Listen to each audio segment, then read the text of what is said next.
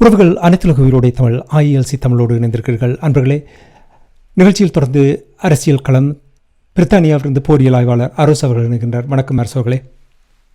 வணக்கம் தானே. அனைத்துலக உயிரோடை தமிழ் உறவுகளுக்கு அன்பு வணக்கம். உங்களுக்கு வணக்கத்தை தெரிவித்துக் கொண்டு இன்றைய அரசியல் கள நிகழ்ச்சியில் நாங்கள் இப்பொழுது இலங்கை தீவில் மட்டுமில்ல சர்வதேச பரப்பிலும் கூட ஒரு அதிர்வலையை ஏற்படுத்தக்கூடிய செய்தி வந்திருக்கின்றது. என்னவென்றால், அனுரகுமார திசாநாயக்காவுடைய அரசாங்கம் முன்னாள் ஜனாதிபதி ரணில் விக்ரமசிங்க அவர்களை ஊழல் குற்றச்சாட்டில் கைது செய்து விளக்கமறியலில் வைத்திருப்பதாக செய்திகள் வந்திருக்கின்றது.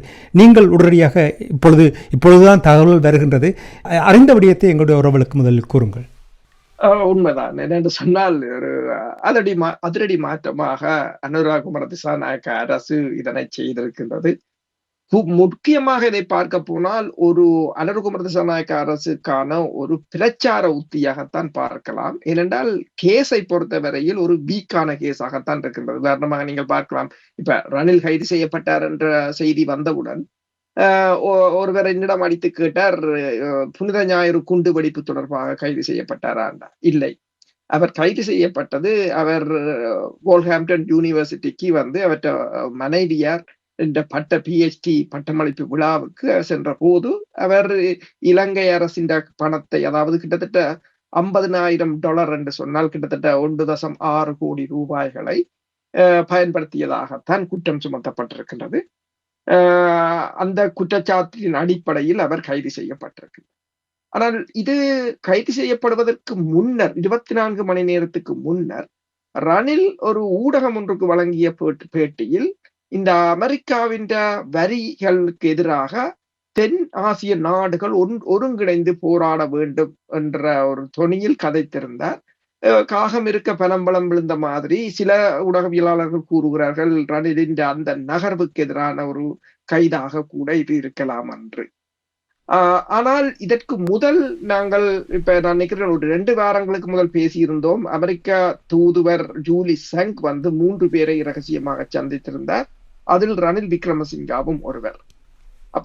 இப்ப அனுரகுமார திசாநாயக்க அரசை பொறுத்தவரையில் உள்ளூராட்சி தேர்தலில் சந்தித்த வாக்கு இழப்புகளை அடுத்து தனக்கு எதிரான ஒரு சக்தியாக ரணிலைத்தான் அவர்கள் பார்க்கிறார்கள். இந்த நிலையில் ரணில் மீது அவர்கள் முதலாவது நடவடிக்கை ஆரம்பித்திருக்கிறார்கள். ஆனால் அதையும் ஒரு சாஃப்டாக, இப்ப நாங்கள் போன வாரம் கதைக்கும் போது நான் கூறியிருந்தேன், அனுரகுமார திசாநாயக்க அரசு ஒரு பெட்டி கேஸ் என்று சொல்வது சின்ன சின்ன வழக்குகளை தான் போடுகிறார்கள், பெரிய வழக்குகளை கைவிட்டிருக்கிறார்கள் என்று. உதாரணமாக நேற்று முன்தினம் முன்னாள் அரசு தலைவர் மைத்ரிபால சிறிசேனா ஒன்றை கூறியிருந்தார். உயிர்த்த ஞாயிறு தாக்குதலின் பின்னணியில் இருந்தவர்களை தங்களால் எதுவும் செய்ய முடியாது, அதாவது அந்த தாக்குதலை தடுக்கும் வல்லமை இலங்கைக்கு இல்லை என்று கூறியிருந்தார். ஏனென்று சொன்னால், அதை தாக்கிய நாடு மிகப்பெரிய ஒரு பலம் வாய்ந்த நாடு என்பதைத்தான் அவர் மறைமுகமாக கூறியிருந்தார். அவ்வாறான வழக்குகளில் இவர்கள் கை வைக்க முடியாது.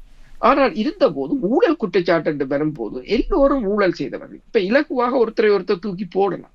இப்ப ரணில் விக்ரமசிங்கா இதில் புனிதமானவர் அல்ல, அவரும் ஊழல் செய்திருக்கிறார். ஆனால் அவரின் கைது JVP தனக்கு, அதாவது NPP அரசு தனக்கான ஒரு, அதாவது அந்த சட்டத்துக்கு முன் யாரும் இல்லை, எல்லோரும் சமன் என்றதை தாங்கள் நிரூபிப்பதாக காட்டுவதற்கான ஒரு பிரச்சாரமாக பார்க்கிறோம். அது பிரச்சாரமாக இருந்தாலும் அரசுகளே, சிங்கள மக்களை பொறுத்த மட்டில், நாங்கள் தமிழ் மக்களை ஒரு பக்கத்தில் விடுவோம், சிங்கள மக்களை பொறுத்த மட்டில் அது நேர்மறையாக பார்க்கப்படும். ஏனென்றால் கோட்டாபாய ராஜபக்ஷ விரட்டி அடித்ததற்கு காரணம், மஹிந்த ராஜபக்ஷவை விரட்டி அடித்ததற்கு காரணம் என்னவென்றால், அவர்கள் மக்களுடைய பணத்தை எடுத்து தங்களுடைய சொந்த செலவுக்காக வெளிநாடுகளுக்கு கொண்டு போய்விட்டார்கள் என்று, இவர்களால் தான் இந்த நாடு இவ்வாறான நிலைமை வந்திருக்கின்ற என்று கூறும் பொழுது, அனுரகுமார திசாநாயக்கா அப்படி ஒரு துணிச்சலான முடிவெடுத்திருப்பது சிங்கள மக்களது நல்ல ஒரு நேர்மறையான ஒரு விடயமாகத்தானே பார்ப்பார்கள், இல்லையா? நீங்களே அந்த கேள்வியையும் கேட்டு அதுக்குரிய பதிலையும் சொல்லிவிட்டீர்கள். சரி, நான் அதை சொல்கிறேன். என்னென்றால், நான் பல சிங்கள தென்பகுதி ஊடகவியலாளர்கள், மற்றது இப்ப சண்டே டைம்ஸ், டெய்லி மிரர் பிரதம ஆசிரியர் பலரின் ட்விட்டர் தளங்களை பார்த்த போது இதில் 2 விதமான கருத்துக்கள் தான் முன்வைக்கப்படுகின்றன. இப்ப நீங்கள் கூறியது போல கோட்டாபய ராஜபக்ஷ, மஹிந்த ராஜபக்ஷ ஊழல் மிக்கவர்கள் என்று அடித்து துரத்தப்பட்டவர்கள். ஆனால் இன்று வரை கைது செய்யப்படவில்லை. இன்று வரை அவர்கள் கைது செய்யப்படவில்லை. ஆனால் ரணில் விக்ரமசிங்கா இங்கு கைது செய்யப்பட்டிருக்கிறார். ஆனால் இப்ப ரெண்டு பக்கம் இப்ப அதாவது இலங்கை வரலாற்றில் ஒரு எக்ஸிகியூட்டிவ் பிரசிடென்ட் கைது செய்யப்பட்ட இதுதான் முதலாவது தடவை என்றதும் ஒரு வரலாறு. அதனால் தான் அனைத்துலக மீடியாக்கள், இப்ப ராய்ட்டராக இருக்கலாம், பிபிசியாக இருக்கலாம், பல மீடியாக்களில் இது வெளிவந்து கொண்டிருக்கிறது. ஆனால் என்னென்று பார்த்தீங்கன்னு சொன்னால், ஆனால் இப்ப சிங்கள மக்களை பொறுத்தவரை ஒரு தரப்பு கொண்டாடுகின்றது சட்டத்துக்கு முன்னால் யாரும் எல்லோரும் சமன் என்பது நிரூபிக்கப்பட்டிருக்கிறது, கைது செய்யப்பட்டது. இன்னொரு தரப்பு கூறுகின்றது நாட்டை அழிவிலிருந்து மீட்டவர், நாட்டை பொருளாதார வீழ்ச்சியிலிருந்து காப்பாற்றியவர்.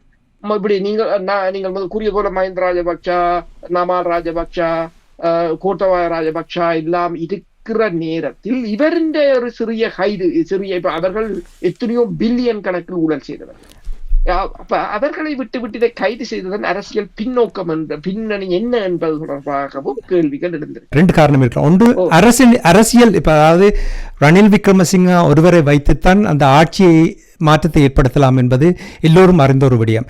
அவரை ஒரு பக்கத்தில் ஒதுக்கிவிட்டால் அந்த பிரச்சனை இல்லாமல் போயிடும். அதே நேரத்தில் ராஜபக்சாக்களை நீதிமன்றத்துக்கு கொண்டு வருவதற்கு முன்னதாக எல்லா ஆதாரங்களையும் திரட்ட வேண்டும். ரணில் விக்ரமசிங்கா பொறுத்தமட்டில் அவ்வளவு பெரிய ஆதாரங்களை திரட்ட வேண்டிய தேவையில்லாத காரணத்தினால்தான் அவர்கள் ரணில் விக்ரமசிங்கா மீது ஒரு கல்லில் 2 மாங்காயை எடுத்திருப்பது போல் தெரிகின்றது. அவ்வாறு நீங்கள் பார்க்கவில்லையா? உண்மைதான். ஜேவிபி அரசு ஒரு கல்லில் 2 மாங்காய், சில படி 3 மாங்காய்னு கூறலாம். என்று சொன்னால் ரணிலின் இந்த இன்டர்வியூ மேற்குலகத்துக்கு எதிரான, அதாவது தென்னாசிய நாடுகளை ஒருங்கிணைக்கிற, இப்ப இந்தியாவும் சீனாவும் இணைந்திருக்கின்ற தருணத்தில் ரணில் தெரிவித்த கருத்து குளோபல் சவுத்தை பலப்படுத்துவதென்றால் அவர் மீதான நடவடிக்கை அமெரிக்காவை குளிர்விக்க பண்ணுவதற்கானதாக இருக்கலாம். இரண்டாவதாக ஜேவிபியை பொறுத்தவரையில் தனது ஆட்சியை தக்க வைப்பதற்கு, ஏனென்றால் உங்களுக்கு தெரியும் கடந்த வாரம் முழுவதும் ஒரு பேச்சு இருந்தது, ஜேவிபிக்குள் பெரிய பிரச்சனை, டில்வின் சில்வாவின் அணி ஒன்று கரணியை பதவி நீக்க போகிறார்கள், உள்ளுக்குள் பலத்த கருத்து முரண்பாடுகள் இருக்கின்றன.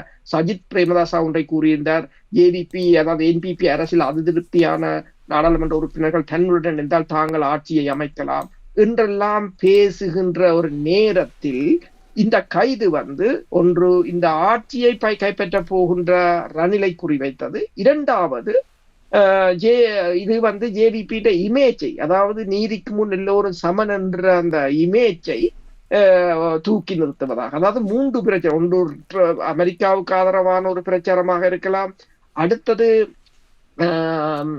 தனது அரசை காப்பாற்றியதாக இருக்கலாம், மூன்றாவது மக்களுக்கு கொடுத்த வாக்குறுதிகள், ஊழல்வாதிகளை கைது செய்வோம் என்று கொடுத்த வாக்குறுதிகள். அப்ப இவ்வளவும் குறிவைத்துத்தான் ஜேவிபி செய்திருக்கிறது. ஆனால் பிரச்சனை என்னவென்று சொன்னால், இப்போ கிணறுபட்ட பூதங்கம் வந்த மாதிரி இப்போ ஜேவிபியினர் சென்ற பயணங்களில் அவர்கள் மேற்கொண்ட ஊழல்கள், ஜேவிபி அரசில் இருக்கின்ற என்பிபி அரசில் இருக்கின்றவர்கள் தொடர்பானது எல்லாம் ட்விட்டரில் இப்போது எழுதி கொண்டிருக்கிறார்கள். அதே போல இப்ப மஹிந்த ராஜபக்சா மீதான வழக்குகள் அல்லது கோத்தபாய, அது பில்லியன் கணக்கானது, நமால் ராஜபக்சா. ஆனால் நீங்கள் பார்க்கலாம் ரணிலின் கைதை தொடர்ந்து அந்த இடத்துக்கு உடனடியாக மைத்ரிபால சிறிசேனா சென்றிருக்கிறார், நாமல் ராஜபக்ச சென்றிருக்கிறார், பெருமளவான சட்டத்தரணிகள் மக்கள் குவிந்திருக்கிறார்கள். அவரை நீதிமன்றத்துக்கு கொண்டு சென்ற போது கரண்டை கூட நிப்பாட்டி இருக்கிறார்கள். அந்த நீதிமன்றம் இருளாகத்தான் இருந்தது. ஆனால் இதை நாங்கள் பேசுகிறோமே தவிர தமிழ் மக்களை பொறுத்தவரையில் இது எங்களுக்கு இதில் எந்த விதமான பிரச்சனையும் இல்லை. இது சிங்களத்துக்குள் இடம்பெறுகின்ற அடிதடி. அதற்காக நான் அப்பொழுது பேசும்பொழுது சொன்னேன், சிங்கள மக்கள் தொடர்பாக என்று சொன்னேன், தமிழ் மக்களை விட்டு விடுவாங்க. நிச்சயமாக அரசர்களே, இலங்கை தீவில் மீண்டும் ஒரு அரசியல் சுனாமியை ஏற்படுத்தி இருக்கின்றது. இது தொடர்பாக நாங்கள் நிச்சயமாக நாளை மறுநாள் பார்க்கலாம் என்று நம்புகிறேன். நன்றி அரசர்களே. நன்றி.